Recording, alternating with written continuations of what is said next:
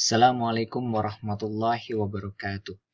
Alhamdulillahilladzi arsala rasulahu bil huda wa dinil haqq liyudhhirahu 'ala dini kullihi wa kafa billahi syahida. Alhamdulillah, kita telah diberikan keberkahan oleh Allah sehingga dapat mengikuti kajian ini. Tak lupa pula salawat dan salam kita tujukan kepada junjungan kita baginda Rasulullah sallallahu alaihi wasallam. Pada kesempatan kali ini kami akan mencoba untuk membahas materi pendidikan agama Islam untuk sekolah menengah bab syirik. Apa itu syirik? Syirik adalah itikat ataupun perbuatan yang menyamakan sesuatu selain Allah dan disandarkan kepada Allah dalam hal rububiyah dan uluhiyah. Jadi, perbuatan yang menyamakan benda makhluk Allah sama dengan Allah itu merupakan perbuatan syirik. Di sini ada dua konteks rububiyah. Apa itu rububiyah? Rububiyah itu artinya kita menjadikan Allah sebagai Rabb yang membimbing, yang menguasai kita. Sementara uluhiyah, kita menjadikan Allah sebagai ilah, tidak ada yang kita sembah kecuali Allah. Konsepnya rububiyah berarti yang membimbing, dan uluhiyah itu adalah yang disembah. Jadi, apabila seorang muslim yang menyembah makhluk atau segala sesuatu selain daripada Allah, itu masuk ke dalam kategori syirik. Ayat Allah tentang syirik. Syirik merupakan kezaliman yang paling besar. Allah berfirman di dalam surat Luqman ayat 13. A'udzubillahi minasyaitonirrajim. Wa idz qala Luqmanu li ibnihi wa huwa ya'idzu ya bunayya la tusyrik billah innasyirka la zulmun azim. Dan ingatlah ketika Luqman berkata kepada anaknya ketika dia memberi pelajaran kepadanya, "Wahai anakku, janganlah engkau mempersekutukan Allah. Sesungguhnya mempersekutukan Allah benar-benar kezaliman yang besar." Mempersekutukan Allah itu artinya adalah membuat tandingan atau melakukan penyembahan selain Allah Subhanahu wa taala. Lalu, apakah dampak dari syirik itu? Ada beberapa dampak. Yang pertama, syirik akan menghapus pahala. Allah berfirman dalam surat Al-An'am ayat 88.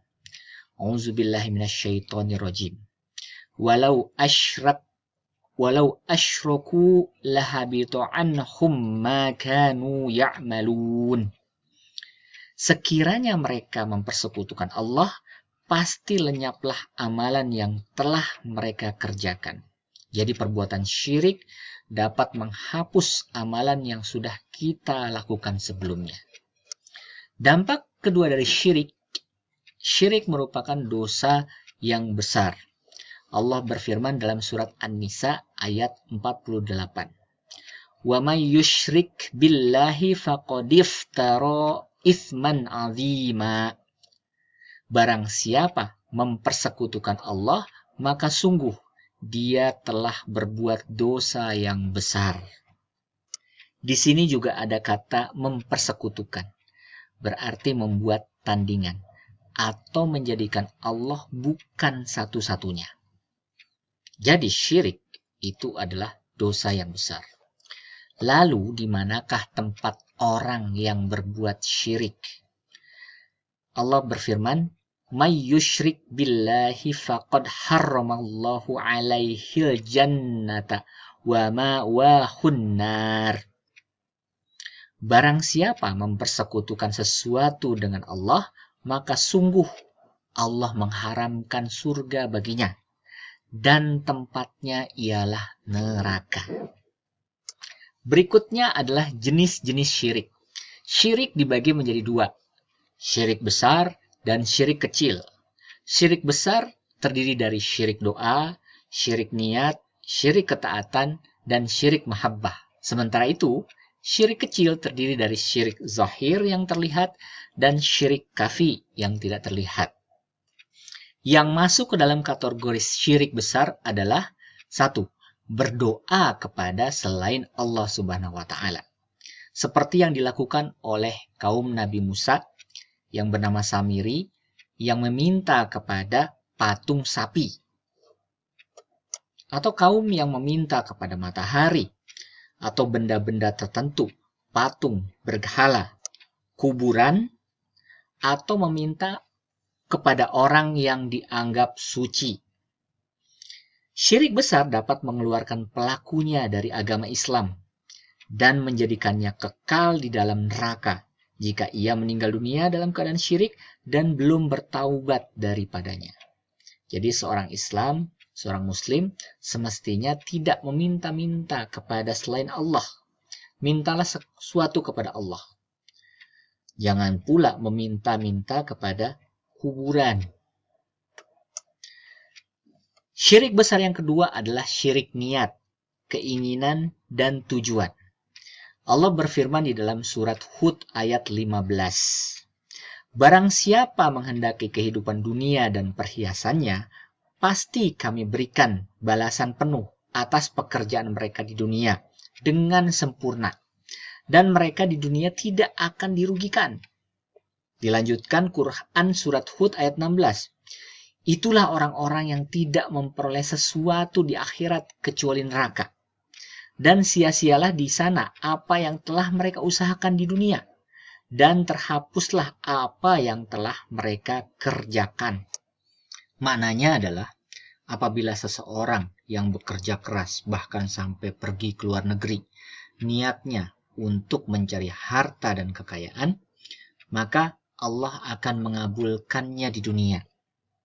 Tetapi apabila seorang mukmin bekerja keras untuk mencari harta dan untuk diniatkan untuk Allah Subhanahu wa taala, maka ia akan mendapatkan apa yang diinginkannya. Selain itu juga dia akan mendapatkan pahala dari Allah Subhanahu wa taala. Jadi, pada saat kita melakukan sesuatu, sebaiknya niatkan segala sesuatu itu karena Allah Subhanahu wa taala. Karena apabila kita melakukannya karena Allah, maka kedua-duanya akan dapat. Dunia dapat, amal kebaikan pahala dari Allah Subhanahu wa taala juga akan dapat. Syirik besar yang ketiga adalah taat kepada selain Allah Subhanahu wa taala. Di dalam Quran surat At-Taubah ayat 31 Allah berfirman, mereka menjadikan orang-orang alim dan rahib-rahibnya sebagai Tuhan selain Allah dan Al-Masih putra Maryam. Padahal mereka hanya disuruh menyembah Tuhan yang Maha Esa. Tidak ada Tuhan selain Dia. Maha suci Dia dari apa yang mereka persekutukan. Ada kaum yang menyembah manusia yang telah tiada. Mereka disembah, dibuat patungnya. Otomatis mereka taat kepada sesuatu selain Allah. Ada juga kaum yang percaya kepada bintang-bintang atau horoskop, lebih mentaati segala sesuatunya yang ditulis di dalam bintang tersebut. Maka otomatis orang tersebut menjadikan atau memberikan tandingan kepada Allah Subhanahu wa taala. Jadi sebagai seorang muslim, sebaiknya tidak takut kepada yang namanya manusia. Seorang muslim hanya takut kepada Allah. Syirik besar yang keempat adalah syirik mahabbah. Di dalam Quran surat Al-Baqarah ayat 165, Allah berfirman artinya, dan di antara manusia ada orang-orang yang menyembah Tuhan selain Allah sebagai tandingan, yang mereka cintai seperti mereka mencintai Allah. Adapun orang-orang yang beriman, sangat besar cintanya kepada Allah. Sekiranya orang-orang yang berbuat zalim itu melihat, ketika mereka melihat azab Allah pada hari kiamat, bahwa kekuatan itu semuanya hanya milik Allah, dan bahwa Allah sangat berat azabnya, niscaya mereka akan menyesal. Jadi ada sebagian kaum yang memperlakukan manusia sama seperti Tuhan, menyembahnya, mencium kakinya. Ini adalah syirik besar. Mereka melakukan itu karena melihat bahwa orang tersebut bisa melakukan hal-hal yang di luar kebiasaan. Padahal sesuatu yang sifatnya miracle itu tidak bisa diulang. Dan bisa jadi itu bukan karena orang yang bersangkutan, tetapi karena Allah yang melakukan, tetapi karena jin. Tetapi karena jin. Berikutnya adalah syirik kecil. Syirik kecil hanya ada dua. Yang pertama adalah syirik zahir atau nyata. Syirik kecil dalam bentuk ucapan dan perbuatan. Dalam bentuk ucapan misalnya, bersumpah dengan nama selain Allah. Misalkan Anda bersumpah atas nama jiwa anak saya. Nah, itu tidak boleh. Di dalam hadis riwayat At-Tirmizi nomor 1535, barang siapa bersumpah dengan nama selain Allah, maka ia telah berbuat kufur atau syirik. Jadi, sebagai seorang muslim hati-hati dalam melakukan sumpah. Nah, yang berikutnya adalah syirik khafi yang tersembunyi. Syirik dalam hal keinginan dan niat. Misalnya, seperti riya. Anda melakukan sesuatu ingin dipuji oleh orang lain. Anda share, Anda punya kekayaan. Anda punya mobil yang mewah, atau Anda punya uang, Anda share di Facebook atau di media sosial. Padahal, jika Anda share justru membahayakan diri Anda sendiri.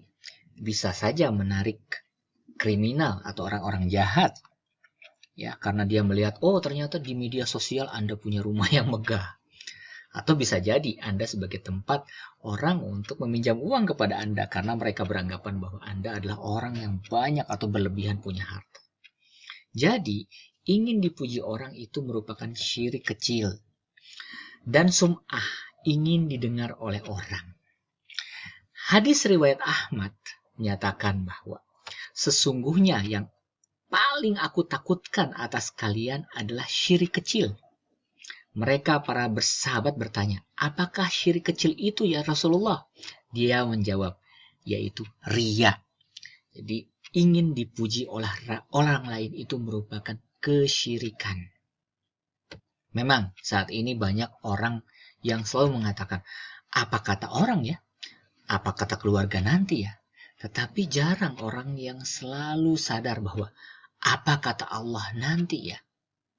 Nah, sehingga kita patut berhati-hati terhadap syirik yang kecil ini. Lalu apa yang harus kita lakukan? Yang kita harus lakukan adalah menjauhi syirik. Yang kedua, mendekati Allah. Dan yang ketiga, memperbanyak zikir. Ingat kalimat la ilaha illallah. La artinya menolak. Ilaha yang ditolak. Illa kecuali Allah. Jadi menolak segala hal. Apa saja yang kita tolak? Menolak segala hal yang membuat kita lebih yakin kepada benda atau orang selain kepada Allah.